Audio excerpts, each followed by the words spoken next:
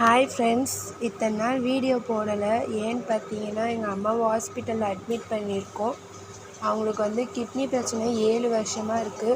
இப்போ 12 ஆயிடுச்சு ஃப்ரெண்ட்ஸ். அதனால் ரொம்ப நாள் ரொம்ப முடியாமல் இருந்தாங்க. இப்போ வந்து இன்னும் ரொம்ப சீரியஸ் ஆகிட்டாங்க.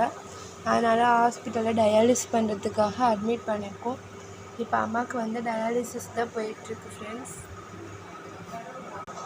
ரொம்ப முடியல. அவங்களால வந்து சுத்தமாக நடக்கக்கூட முடியாமல் ரொம்ப கஷ்டப்படுறாங்க.